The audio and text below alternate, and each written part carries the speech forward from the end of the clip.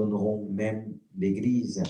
C'est pour ça qu'il dit, n'abandonnez pas votre assemblée. Voilà, parce que nous savons tous que au fur et à mesure que nous allons avancer dans le temps, beaucoup vont abandonner, comme disait Eric, il y a plusieurs qui sont dans cette ville, mais beaucoup de chrétiens, bon, ils se disent chrétiens, hein. Je ne vais pas juger leur foi, c'est le Seigneur qui jugera toutes choses, mais on ne peut que constater que chaque individu a besoin d'une église locale. Parce que c'est l'église locale qui va te suivre de près. Parce que si tu es une église très loin de chez toi, comment l'église va pouvoir te suivre, savoir où tu habites en cas de paiement? Tout peut arriver. Je prends toujours cet exemple de l'hôpital. L'hôpital qui se trouve soit en hôpital à Gisors. Et s'il y a un problème, tu dois emmener ton enfant. L'hôpital, là où tu vas l'emmener, c'est l'hôpital qui se trouve à la ville. Sauf si dans cet hôpital, il y a peut-être que s'il peut manquer quelques services, c'est là qu'on va te recommander d'orienter ailleurs. Mais si t'arrive quelque chose, il nous arrive quelque chose, est-ce qu'on va sauter l'hôpital de Gisors?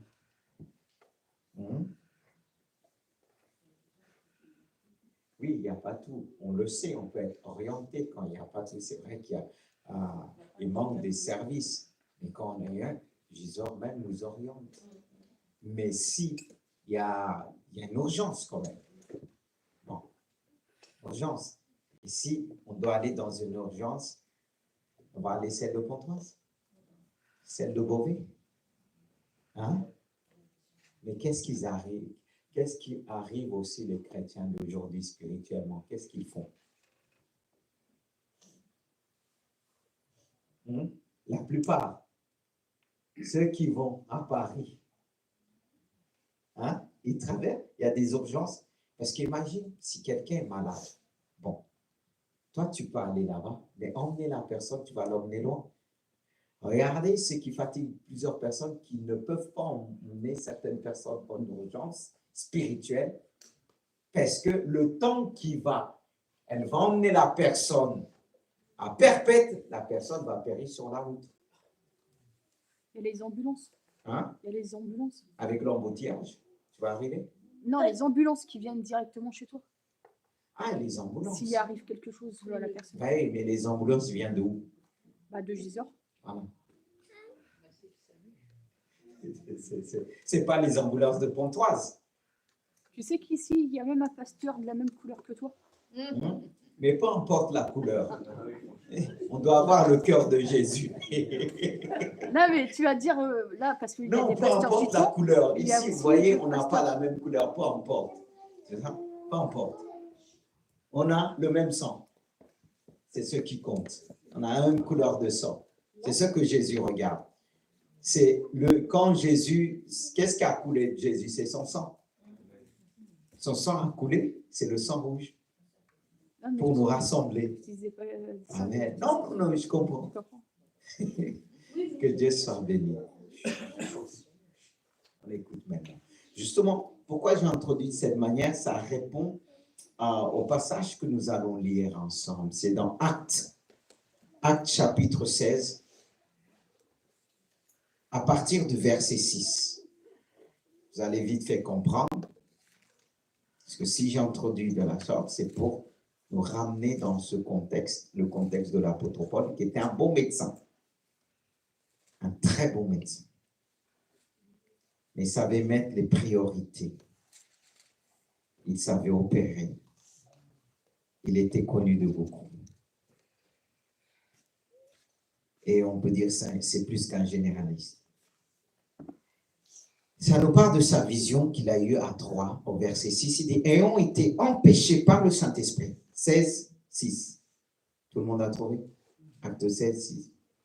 Parce que j'attends, il y a encore des pages qui se tournent pour qu'on puisse démarrer ensemble. Voilà, maintenant je sais. Tout le monde a trouvé, il y a une page qui se tourne. Voilà. Il dit, ayant été empêchés par le Saint-Esprit d'annoncer la parole dans l'Asie, ils traversèrent la Phrygie et le pays de Galatie. Arrivés près de la Mysie, ils se disposaient à entrer en Bithynie, mais l'Esprit de Jésus ne leur permit pas. Ils franchirent alors la Mysie, ils descendirent à Troie. Pendant la nuit, Paul eut une vision. Un Macédonien lui apparut et lui fit cette prière: passe en Macédoine, secours-nous. Après cette vision de Paul, nous cherchâmes aussitôt à nous rendre en Macédoine, concluant que le Seigneur nous appelait à y annoncer la bonne nouvelle qui libère, qui sauve. Amen. Gloire à Dieu. Vous avez compris pourquoi j'ai introduit de la sorte. Tout simplement, on remarque que dans sa vision, et pour moi, c'est plus qu'une vision parce que c'était une réalité spirituelle. Ce Macédonien qui criait en disant: passe en Macédoine et secours-nous. Là, il y a une urgence. Et quand il y a une urgence, on n'a pas besoin de faire des distances. Il savait que l'apôtre Paul était là. Pourquoi je dis il savait? Tout simplement, cette réalité, cette vision était une réalité, pas simplement spirituelle, c'était un besoin. Un besoin. Et parfois, Dieu est obligé de nous emmener à dormir, à s'endormir pour bien être disposé de recevoir, d'entendre ces urgences. Et c'est ce qui nous montre aussi, le monde va mal. Car si l'apôtre Paul a vécu cela en direct, pendant qu'il dormait, il a eu cette vision. Et bien avant qu'il ait dit que le Saint-Esprit les empêchait à rentrer dans un certain lieu. Mais ils avaient cette sensibilité de reconnaître que c'était le Saint-Esprit qui les empêchait, pas l'esprit de l'ennemi. Ils étaient disposés car ils avaient un message à libérer, une urgence qu'ils avaient reçue de la part de leur Dieu. Mais là, ils vont entendre le Macédonien. Ce n'était pas une longue prière. Passe en Macédoine, secours. Est-ce qu'aujourd'hui, le peuple de Dieu est disposé comme l'apôtre Paul? Alors, si on doit transposer ce message pour notre époque, qu'est-ce qu'on dira? Comment on réagira? Lui, il était sensible. Qu'est-ce qui montre qu'il avait cette sensibilité, cette disposition de cœur? Car il est dit au verset 10, après cette vision de Paul, nous cherchâmes aussitôt. Aussitôt, ils ont agi. Le message est clair. Le cri de cet homme secouru. Est-ce qu'aujourd'hui, on peut entendre ce cri lorsqu'on dort, lorsqu'on se lève, ou bien lorsqu'on se couche? Le monde va mal. Le monde crie.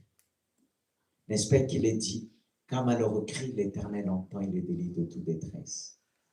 Et comment il va délivrer les gens de toute détresse? Il envoie ses enfants, remplis du Saint-Esprit. Et il nous parle, même pendant notre sommeil. Et là, il y avait une urgence. Dieu voulait sauver la Macédoine en s'appuyant sur l'apôtre Paul, parce qu'il avait le remède. Et c'est lui le médecin que Dieu voulait envoyer dans cette ville, parce qu'il y avait un besoin. Et quand il y a un besoin, Dieu ne nous appelle pas pour prendre les gens, pour les transporter loin. Le besoin, il est là.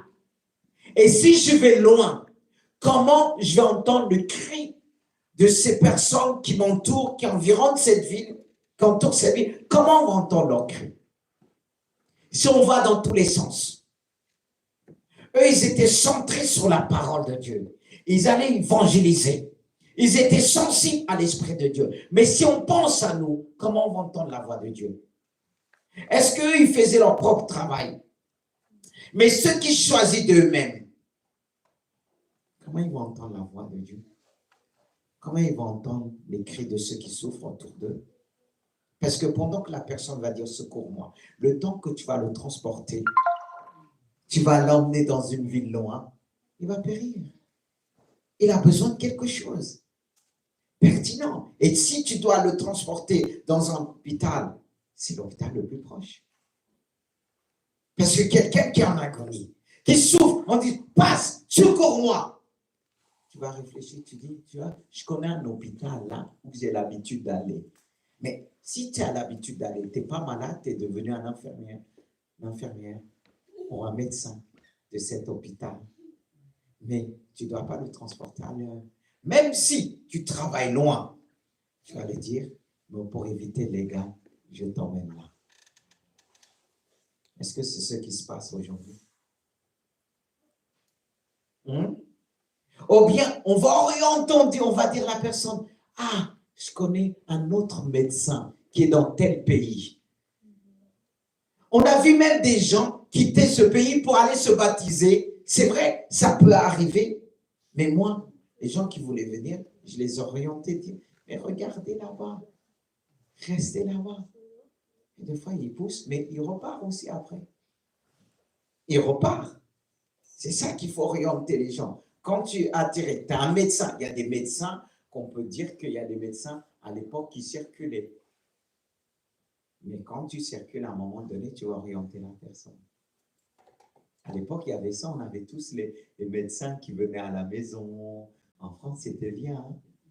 Vous avez vécu cette époque, les jeunes n'ont pas vécu, ça se déplaçait, les médecins en famille. Comment ça change? C'est plus ça. Mais nous, on doit être comme ça quelque part. Comme l'apôtre Paul, qui allait, il entendait les cris. Mais aujourd'hui, on vit dans un monde insensible. Même s'il y a des médecins aujourd'hui, il n'y a plus la sensibilité d'avant. Ils ne se déplacent plus. Et là, tu peux crever ça en pleine route. Mais que Dieu puisse nous aider. Encore, quand je parle des gens parfois qui peuvent se déplacer loin, quand c'est au début, mais les gens qui sont là depuis longtemps. Moi, quand il m'arrive, quand je vais évangéliser ailleurs loin, je vais orienter dans l'hôpital le plus proche. Même s'il y a des gens qui vont se déplacer, mais je vais être toujours en contact avec le médecin de là-bas. C'est vrai, on peut envoyer un autre médecin qui a une autre spécialité. C'est bien ça. Qu'on sait qu'il a été formé, Dieu l'a formé dans un domaine qu'on n'a pas, on va orienter. Je ne vais pas garder la personne en disant « Ah, je peux faire ça, je peux t'orienter, je peux prier. » Je vais orienter. De même, on orientait les gens vers moi. Pourquoi? Comme elle vient le dire, tout simplement, il manque quelques services à Gisors. Alors, on ne va pas garder ces gens dans ce service, ils vont périr, on va les orienter ailleurs. C'est ça l'Église universelle, sans oublier l'Église locale. Sans oublier l'Église locale. Mais aujourd'hui, qu'est-ce qui se passe aujourd'hui? C'est quand on a plusieurs hôpitaux, chacun opère dans son côté. Mais quand on voit les hôpitaux dans le monde, ils travaillent ensemble. Quand il y a un danger, on voit l'hélicoptère venir très vite. Mais nous, on n'a même pas un hélicoptère. On complique les choses. Il y a des choses même de la vie qui doivent nous enseigner. Parce qu'en tant que chrétien, on croit qu'on est arrivé. On fait parfois des dégâts que le monde ne fait pas. On se fatigue. Parce que, comme disait Eric, il y a plein de chrétiens. Mais ces chrétiens aujourd'hui, même, ils n'ont pas de local. Non. On a besoin de se retrouver. Dieu a établi des églises locales. Vous verrez même dans l'Apocalypse, il dit quand on parle de l'église de l'Asie mineure, de cette église de l'Asie mineure, on peut parler de l'église de Philadelphie, l'église d'Éphèse. C'est bien des églises locales. Mais aujourd'hui, on va trouver des personnes qu'on va dire, est-ce que tu es une église et tu te fais sculpter par qui? Parce que même si on va bien, on a un médecin. Hein? On a tous un médecin qu'on appelle aujourd'hui un médecin traitant. C'est pas vrai? Si je te demande est-ce que tu as un médecin, ça ne veut pas dire j'essaie de te dire tu es malade. Non. Mais le médecin, c'est pourquoi on passe, on essaie de voir, tout va bien. Mais si on demande à certains chrétiens, est-ce que tu es un médecin spirituel? La personne, c'est sûr, elle va dire Jésus. Tellement spirituel, Jésus. Mais Jésus a établi des médecins. Jésus a établi des médecins de l'âme. Il y a le plus grand médecin des médecins, n'est-ce pas, même au milieu des médecins. Ils ont toujours un respect par rapport d'autres qui sont bien qualifiés et ils se respectent. Et nous savons que nous avons un médecin. Le médecin, c'est Jésus-Christ. Mais cependant, il a établi des médecins. Il y a des infirmières, il y a des aides-soignants, il y a tout. Voilà. On ne peut pas opérer de la même manière. Et même s'il y a des médecins, on est spécialisé d'une manière différente. Et ça, qu'est-ce qu'ils font? Ils l'envoient vers l'autre. Ils disaient, mais là, je viens de commencer dans le métier, mais je t'envoie vers l'autre là. Mais lui, ça fait longtemps. C'est comme ça.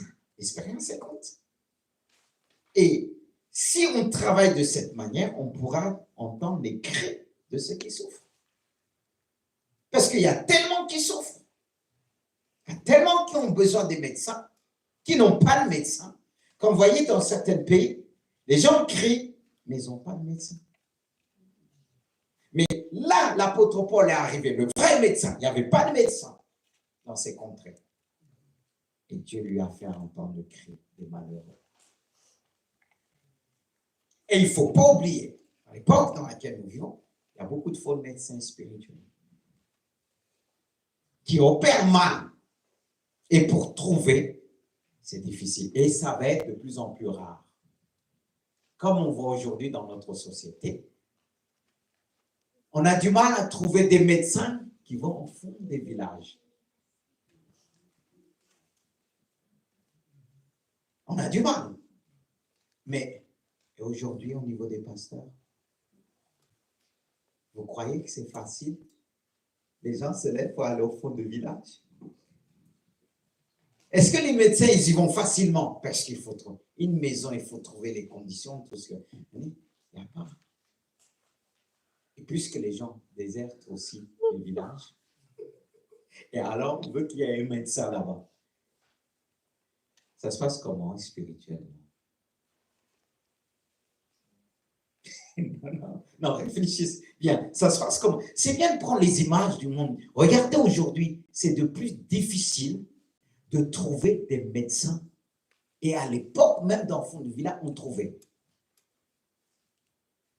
Vous voyez, même au niveau des églises catholiques, de plus en plus, ça devient des ruines dans des villages. Hein? Mais ça n'arrête pas les cris. Il y a plus de cris et moins de médecins. Il y a plus ceux qui souffrent à l'intérieur de leur cœur. Il y a moins de médecins parce que les chrétiens sont trop occupés. Tout le monde veut tous se concentrer dans des grandes villes.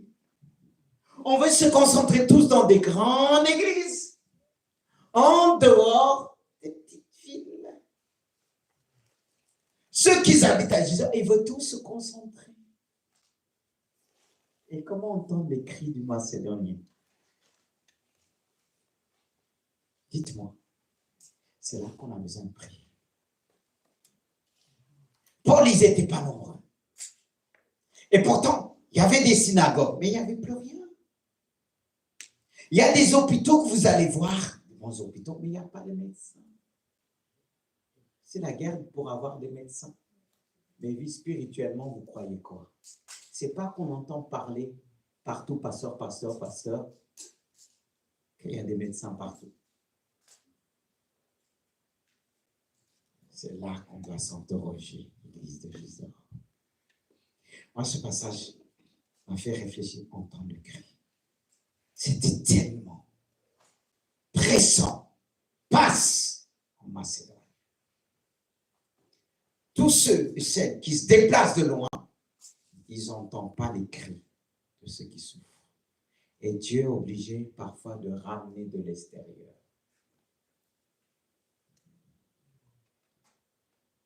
Comme il a pris Paul. Et ils ont changé tout leur trajectoire, les plans. Mais est-ce que nous, on est prêts à changer de plan? Médecins que nous sommes, pour certains, quand Dieu va te dire, ne va pas, t'as préparé tout ton plan. Et Dieu dit, passe à Macédoine. C'est dur, mais passe. Ils ont décidé. Est-ce que nous, chrétiens que nous sommes, est-ce qu'on sera capable de changer notre trajectoire? Parce qu'écoutez bien, il y a beaucoup de chrétiens qui sont venus, ah, j'aime pas cette ville, il n'y a pas ceci, il n'y a pas cela, il n'y a pas cela, il n'y a pas cela. Ce n'est pas parce que tu n'aimes pas que Dieu ne t'envoie pas. On sert qui? Il y en a qui arrivent, ah, là où j'étais, il n'y a pas ça, il n'y a pas ça, il n'y a pas ça. Mais regardez, Paul, je ne sais pas si c'est avec Silas et Timothée. Et je pense que c'est avec Silas même qui sont finis en prison. On le voit au verset 16. Regardez, ça les a coûté la prison. Mais pour moi, ce n'était pas une prison, c'était un grand hôpital que Dieu les a envoyés. Là où il y avait les véritables malades, vraiment. C'est pour ça qu'il va dire, hein, quand j'étais en prison, vous n'êtes pas venu me visiter. Quand j'étais malade, vous ne m'avez pas guéri, j'avais faim, vous ne m'avez pas donné à manger. Parce que regardez là, à Macédoine, il passe en prison. Ça, c'est la plus grande hôpital. Parce que là, il y avait des vrais malades. Mais il les a guéris spirituellement. Parce que ces malades-là, ils étaient enchaînés. Pas simplement enchaînés physiquement, mais spirituellement. Et le grand médecin a fait sauter les chaînes. Même celui qui les avait mis en prison était lui-même en prison. Parce qu'en force d'être avec les prisonniers, il était devenu prisonnier. Et il avait besoin de délivrance. Et l'apôtre Paul l'a sauvé. Quand il dit, passe en Macédoine, secours-nous, il y avait vraiment des problèmes. Une grande prison. Dans le noir. Les gens étaient enchaînés, frappés. Mais pour comprendre, c'est vraiment un médecin. Il fallait qu'ils comprennent la douleur des autres pour les faire sortir. Est-ce que nous, on est prêt à devenir ce médecin-là? C'est ça, un médecin de l'âme. Dieu nous fait connaître parfois des problèmes pour comprendre les autres. Des fois, on dit, hey, Seigneur, pardon, pourquoi? Je n'ai pas assez souffert. Dieu dit, je te forme pour devenir un bon médecin. Parce que quand c'était difficile, eux, ils chantaient les louanges de Dieu. On les enchaîne, on les... Non, non, non, non. Dieu a agi d'abord en eux. Dieu guérit toujours ses médecins d'abord.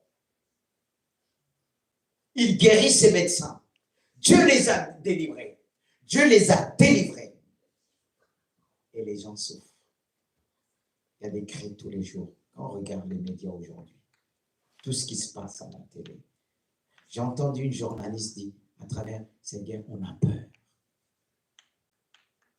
Parce que l'esprit des gens sent que Israël, c'est comme une pierre pesante au milieu des nations. Et quand ça pousse, ça prend partout. Et les gens crient. Mais est-ce que nous, on a ce qu'il faut pour apaiser ces gens selon la parole de Dieu?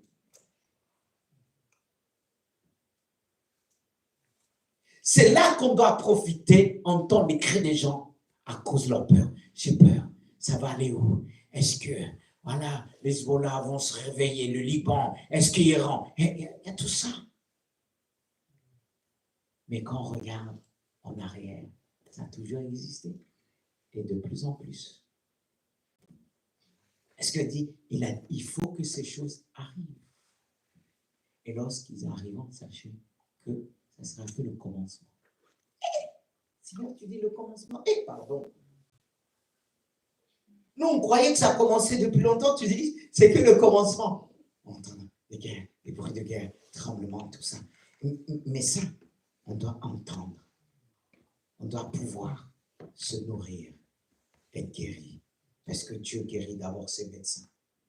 Ils étaient en prison. On les a blessés, frappés. Et ils ont décidé de louer Dieu. Et Dieu agit. Vous savez que lorsqu'il nous arrive quelque chose, on se replie sur nous-mêmes. Non, ça ne va pas nous aider. Beaucoup de chrétiens se replient. J'en peux plus, j'en peux plus. Essaie de faire ça. Tu vas tomber. Parce que eux, Dieu n'avait pas répondu. Je pense qu'ils étaient là, ils pleuraient sur leur sort. Ils n'auraient pas vu la gloire de Dieu. Et c'est ça qui arrive beaucoup des bien-aimés du Seigneur dans leur douleur. Au lieu d'entendre les cris des prisonniers, ils ont écouté leur corps. Non. Même quand tout va mal, tu dois être disposé pour entendre la voix de Dieu comme Jésus. À la croix, crucifié. Il a entendu la voix de Dieu. À un moment, il pouvait dire, pourquoi m'as-tu abandonné? Mais il s'est ressaisi. Tout est accompli. Et eux, ils ont vécu, frappés. Et les prisons de l'époque, ce n'est pas comme aujourd'hui. Ils n'ont pas baissé la tête. On est parfois tenté de baisser la tête quand arrivent toutes sortes de souffrances. Mais si tu baisses la tête, comment tu vas entendre les cris des autres? Eux, ils étaient là dans la prison depuis longtemps. Certes, on a frappé, on les a blessés. Mais c'est à cause des autres. Ils n'ont pas écouté leur douleur. Mais nous, je vais te dire une chose. Ça nous arrive tous. Au moment quand ça t'arrête, tu dis, j'en peux plus, tu baisses la tête. Là, le diable va t'achever. Malgré la souffrance, lève la tête. C'est dur, mais force-toi. N'est-ce pas que la Bible dit parfois, faites tous vos efforts. Il y a un moment donné, tu ne vas rien ressentir. Il y a des moments, il y a souvent des personnes qui disent, mais là, je ne sens rien, je viens à l'église. Il y aura des moments, écoutez bien, tu vas venir à l'église, tu ne sens rien. Dieu va le permettre. Mais il y en a quand ils commenceraient, ils se barrent. Vous croyez qu'ils ont senti quoi? Ils ont senti le Saint-Esprit là. Si là, vous pouvez dire à Paul, qu'en est-il de ta vision au vieux? N'est-ce pas que tu as dit, Dieu m'a parlé, et Dieu t'a parlé aujourd'hui, on est en prison. Parce que tu crois que lorsque tu es prouvé que ce n'est plus la volonté de Dieu, tu peux te dire que tu t'es trompé. Ça commence. Ils ont cru, ils ont mis leur foi, mais la plupart du temps, pour beaucoup, quand arrivent les problèmes, Dieu, tu m'as abandonné, on baisse les bras, mais on vient te mettre en prison pour faire éclater la gloire de Dieu. Et c'est là que tu vas devenir un bon médecin. Parce que là, ils avaient du sang. Ils sont couchés sur leur sang qui est devenu noir et tout ça. Parce que regardez ça, après qu'on va essayer de les guérir, les soigner. Ils avaient mal. Ils avaient mal. Mais louez Dieu. C'est ce que Dieu attend de nous. Quand tout va mal, que tu continues à louer Dieu. Que tu lui dises, je ne mourrai pas, mais je raconterai les bienfaits de Dieu. C'est facile de dire, j'aime Dieu quand tout va bien. C'est facile de dire Alléluia quand il vient te bénir, quand il vient te permettre, tu as eu, c'est rempli, tout est rempli. Mais quand tout va mal, est-ce que tu vas garder la vision que tu as reçue? Cette parole que tu as entendue de Dieu, il te disait, passe, il va toucher des gens à travers toi. Mais il te fait passer d'abord en prison pour te montrer que la parole de Dieu n'est pas liée. Pour te montrer d'abord, toi qui veux guérir, partout qu'on te voit, commence en prison. Commence là où les hommes ne passent pas. Commence dans le secret. Et c'est là que tu verras la gloire de Dieu. Parfois, on ne ressent plus rien. Vous pensez que des fois, on arrive, on cherche la face de Dieu pour apporter. Il y a des moments, rien. on fait confiance à Dieu, on se met à travailler. N'est-ce pas que la Bible dit que ce n'est pas par rapport à ce qu'on ressent, mais par la foi. C'est par la foi. Parfois, on ne ressent rien, mais on croit que Dieu existe. Parfois, je ne sens pas le Saint-Esprit, mais je crois qu'il est avec moi. Il permet, mais il y en a qui disent, il faut que je sente, que ça sent, il faut que je sens, au moins, tu sens quoi? Elle est où la parole de Dieu? Mais la parole de Dieu est là, tu vas être efficace. Vous croyez que les médecins, quand ils vont opérer, de fois, ils sont en forme, non? Mais ils font leur travail. Ils vont dire, il faut que je sens bien, et comme ça, je vais aller opérer. Il y aura beaucoup de morts.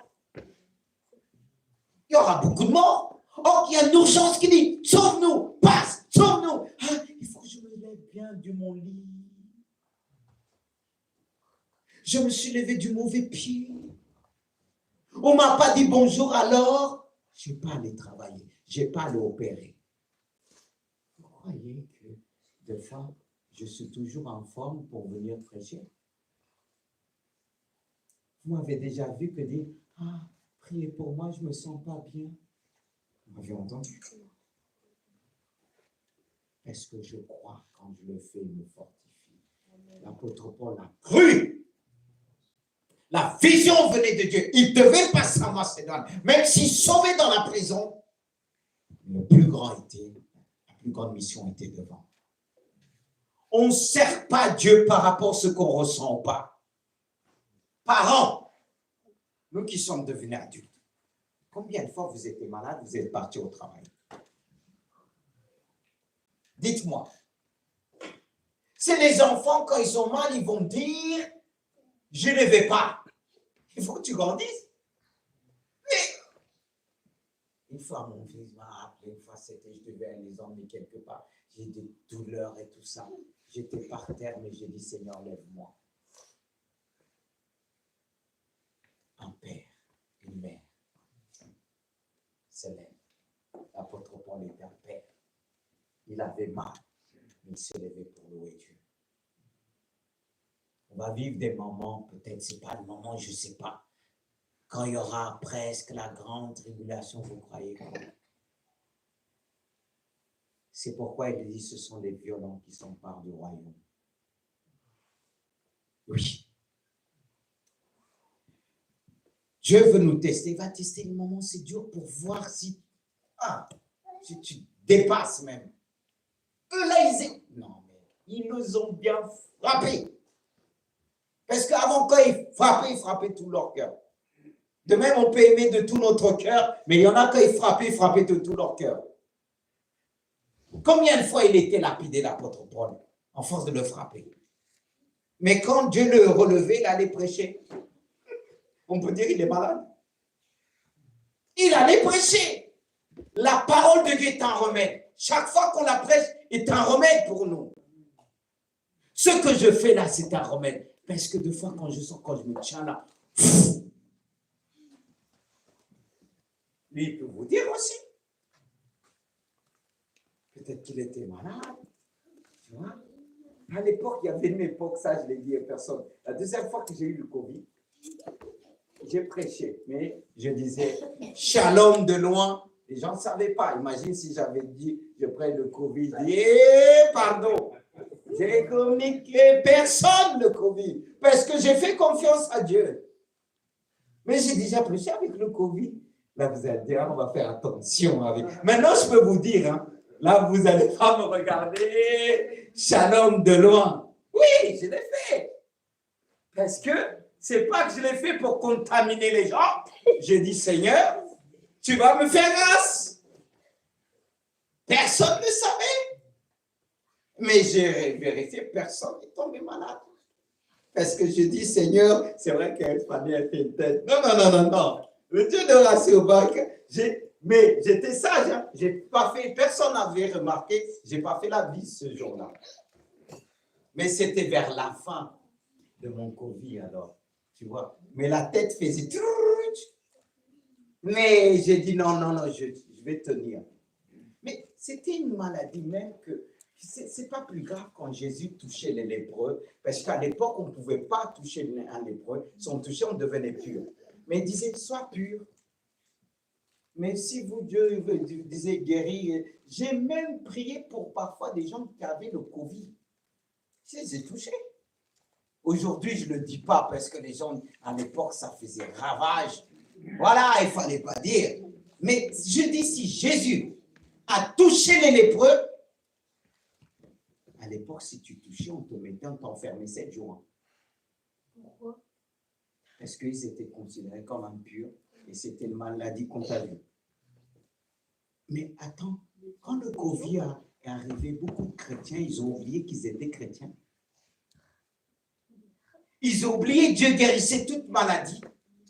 Non, mais moi, j'ai dit, Seigneur, tu as guéri les maladies plus dures. C'est vrai, quand je l'ai attrapé la première fois, j'ai dit, Seigneur, je me suis mis par terre, j'ai dit, tu vas me guérir.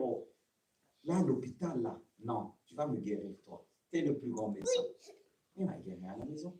Et vous savez comment je l'ai eu? J'ai prié pour quelqu'un, j'ai prié pour un femme, elle s'est relevée le même jour, mais moi, par contre, plusieurs jours. C'est ça être médecin. C'est ceux qui ont vécu. Hein. Taper comme il faut en prison. Mais quand tu guéris les autres, parfois Dieu te met par terre aussi. C'est comme ça. Est-ce qu'on est prêt vraiment? Les gens souffrent, hein. Surtout les moments de Covid, les gens criaient, oh, les gens disaient, tu te débrouilles pour ta maladie. C'était comme ça à l'époque. Hein? Et un chrétien. Et même au niveau de chrétien, beaucoup avaient peur, tout ça, il y en a qui mettaient le masque jusqu'à là.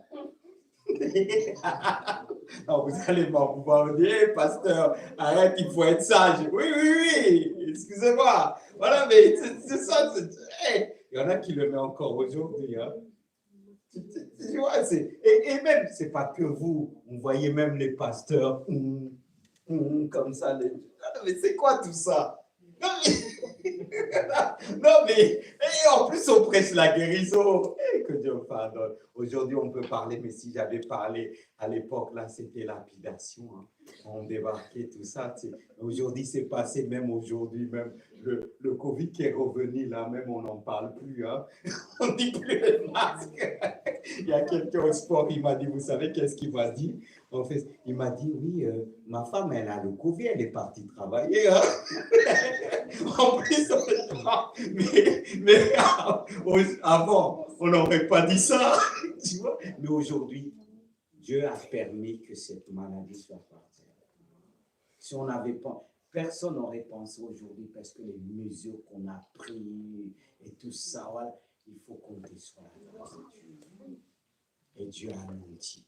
Et un pasteur avait prophétisé dessus bien avant, il disait, il avait vu quelque temps, cette maladie n'aura plus de force parce qu'elle était balancée. Dieu est fidèle. Parce que, je vais vous dire, s'il n'y a pas Dieu, on n'aurait pas tenu, nous tous. Masque, pas masque. Hein? Parce qu'à un moment, tu as besoin de respirer, tu mets le masque là, tu respires, tu le descends un peu, et c'est là que ça rentre. Hein? Les masques là, c'est un petit peu pour bon. On voulait se masquer un petit peu, c'est bien. Mais vous pensez que le masque, tout ça, les infirmières, là, les trucs qu'on leur donnait, ils attrapaient quand même le Covid. Ceux même qui étaient bien masqués, c'est eux qui attrapaient le Covid plus vite. Hein. Comme quoi Dieu a confondu. Et même d'autres qui ont pris double fois, triple fois le vaccin, Covid. C'est Dieu notre protection, même du monde. C'est Dieu notre... On a compris avec le Covid, c'est Dieu notre protection. Parce que même ceux qui ne sortaient pas, ils attrapaient le Covid. C'est une grâce de Dieu. Là, on peut en parler.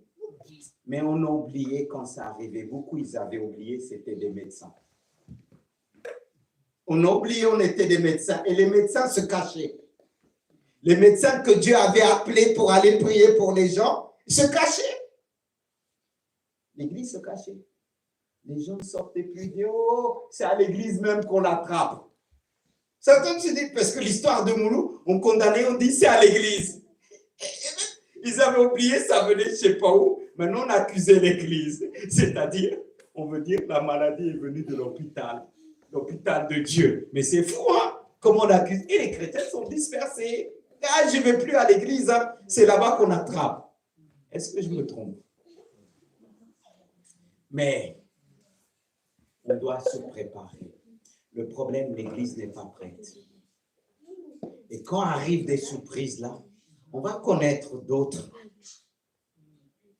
C'est là que le Covid aussi nous a préparés aussi. Le Covid a fait le tri. Je parle au niveau de la foi. On ne doit pas abandonner la foi. Et j'ai fini, on va prier. Je pense que c'est parler, ça nous permet de dire, Seigneur, fais de moi un médecin. Que je puisse guérir toute maladie, comme Jésus a fait, les apôtres l'ont fait. Oh Seigneur. Seigneur, je te remercie.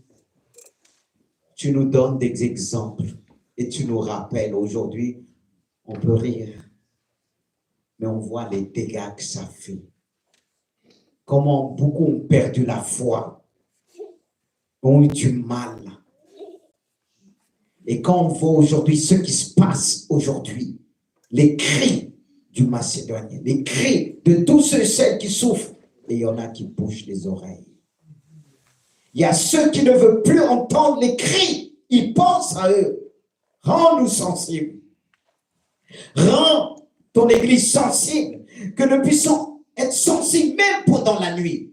Car pendant la nuit, tu veux nous parler. Toi qui ne sommeilles ni ne dors. Les gens souffrent et il y a ceux qui ne dorment pas la nuit. Et certainement, Seigneur, ce Macédonien priait la nuit. Il était tourmenté la nuit. Il ne pouvait pas dormir. Il y a ceux qui sont tourmentés. Ils ont peut-être les moyens. Matériellement, tu vois comme ce jeune homme qui s'est déplacé. Il est venu nous voir, tourmenté. Il avait les moyens. Il disait, j'en peux plus. Je ne dors plus. J'entends cette voix qui me tourmente. Il y a ceux qui entendent des voix, des cauchemars, qui ne dorment pas la nuit. Ils sont tourmentés. Et Dieu veut nous faire entendre leurs cris, cris de détresse. Et pourtant, ils vont voir le médecin. Mais le médecin ne peut pas répondre à leurs difficultés. À cause des voix qu'ils entendent. C'est pourquoi tu as établi des médecins spirituels qui guérissent l'âme. L'âme abattue, l'âme en détresse. Oh Jésus, c'est pourquoi nous voulons nous appuyer sur cette parole prophétique qui pouvait dire tout simplement, l'Esprit du Seigneur est sur moi. Parce qu'il m'a oint pour annoncer la bonne nouvelle aux pauvres, pour guérir ceux qui ont le cœur brisé. Il y a tous ceux et celles qui ont le cœur brisé et tu veux nous envoyer pour guérir leur cœur. Et c'est avec des moyens spirituels. Et donner la vue aux aveugles et proclamer la délivrance aux captifs et envoyer livre les opprimés. Ceux qui sont opprimés par des esprits mauvais, impurs, qui les tourmentent jour et nuit. Et tu entends leurs cris. Ceux qui ne t'entendent point, ils ont tout pour être heureux, mais ne peuvent pas être heureux à cause de ces voix qu'ils entendent jour et nuit. Et tu nous as établis dans ce lieu pour déclarer et envoyer livre ces opprimés et proclamer la délivrance. Et nous proclamons la délivrance pour tous ceux, celles qui crient jour et nuit. Et fais-nous entendre. Dis à Dieu, fais-moi entendre ces voix de ceux qui crient autour de moi, dans mon travail. Tous ces enfants qui crient. Tous ces enfants qui ont du mal à dormir, ils voient des choses, ils n'osent pas parler. Et pourtant, ils crient. Et on doit entendre leurs cris. On voit les gens avec le sourire, mais la nuit, ils ne dorment pas. La nuit, ils crient, ils crient. Et ils pensent parfois leurs parents entendent, mais ils se rendent compte que les parents n'entendent pas. Et ils se trouvent face à leurs problèmes. Mais l'apôtre Paul était un homme sensible. Il a entendu le cri de la Macédoine qui disait, passe d'abord chez nous et secours-nous. Et on doit entendre les cris de cette ville, ces hommes et des femmes qui crient, ces jeunes hommes, ces jeunes filles qui crient, qui ne dorment pas la nuit, qui crient continuellement en disant « Secours-nous ». Alléluia. Que Dieu te donne cette sensibilité. Aujourd'hui, à cause de ces guerres, il y a des enfants qui crient jusqu'à rendre l'âme. Les hommes n'ont plus cette sensibilité de ressentir le malheur des autres. Mais Jules, poussés par des esprits diaboliques pour détruire, pour tuer, c'est vraiment diabolique. C'est pourquoi Dieu nous a donné aussi l'autorité de briser toutes sortes de liens. Et nous devons briser dans cette ville de Jésus. Oh! Un médecin, quand il doit opérer plusieurs personnes, il ne dort pas. L'apôtre Paul, dans cette prison, il ne dormait pas, il louait Dieu, il priait, il louait Dieu, il priait. Et qu'est-ce qu'on fait aujourd'hui? Est-ce qu'on sait se fâcher parfois? Se lever comme un seul homme en disant, Seigneur, je t'aime. Je ne laisserai pas l'ennemi toucher, détruire des vies, encore plus les enfants. Alléluia. Il y a une grande peur dans le monde à travers tout ce qui se passe. Tout ce qui se passe au sein de la jeunesse, au milieu des enfants, l'ennemi envoie. Il forme même des enfants pour tourmenter les enfants chrétiens, pour s'aimer la zizanie. Mais nous, qu'est-ce qu'on fait? Qu'est-ce qu'on fait? On doit choisir la voie de l'apôtre Paul. Même en prison, frappés. Ils avaient une mission pour la Macédoine. Ils avaient une mission parce que l'apôtre Paul pouvait se rappeler en pleine journée ce qu'il avait vu en vision. Il y a des choses qui nous tourmentent, que Dieu permet, ça nous tourmente jusqu'à accomplir le plan de Dieu. Jusqu'à accomplir le plan de Dieu. Il y a des choses que Dieu nous montre. On ne peut pas dormir sans avoir à accomplir la voie, la vision, ce que Dieu nous a montré. Il y a des choses que Dieu nous montre fort qui va nous empêcher de dormir. Comme ce témoignage que je vous ai dit,